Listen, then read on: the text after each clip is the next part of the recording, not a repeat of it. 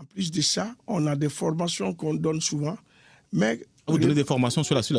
Oui, sur le sujet. D'accord. Mais vous allez remarquer que chaque fois qu'on invite les artistes à venir, ce n'est pas une priorité. Ah. La salle est pleine peut-être de d'autres personnes curieuses. C'est d'ailleurs pour ça que je vais apprécier le petit Tamsir.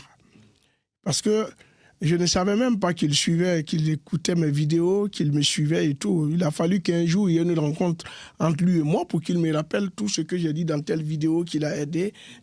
Et ça l'a aidé à se construire. Ça l'a aidé à avoir une orientation dans sa carrière. Donc, il faut que les gens se forcent. Aujourd'hui, on se lève, on peut rester chez soi et puis aller à l'école. On peut rester chez soi et puis se former. Donc, le conseil que je donne à ces jeunes-là, qu'ils aillent sur les sites. Il y a pas mal d'informations qu'on trouve ici ou là, même si toutes les infos ne sont pas les bonnes. Mais quand on ressasse tout ça, on peut sortir quelque chose de bien qui peut s'aider et qui peut vous aider à mieux orienter votre carrière. Aujourd'hui, aussi, il y a l'évolution de pas mal de plateformes de streaming. Donc, il y a Spotify, on ne va pas tous les citer, Spotify, Apple, Deezer, tout ce qui va avec.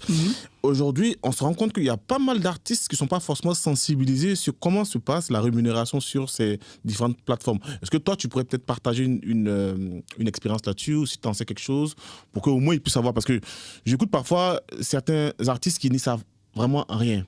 Oui. Parce que c'est tout simple. Hein? Il y a le métier, chacun a son métier dans notre domaine.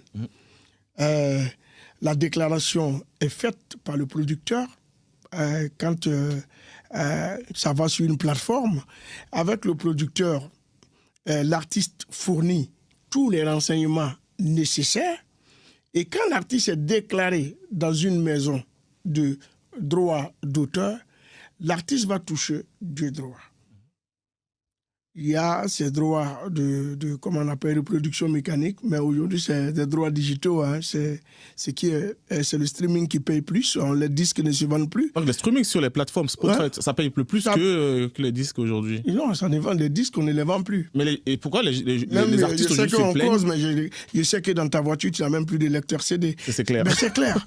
Donc, aujourd'hui, ce sont les supports comme les clés USB, c'est comme les sites de streaming. Et encore, c'est que les sites de streaming aujourd'hui. Voilà. Bon, les clés USB, ça c'est dans la copie privée, puisque on est déjà relevé sur la copie privée et tout ça pour payer. Les artistes touchent des droits sur la copie privée. Mais ce qui est les droits digitaux, les artistes,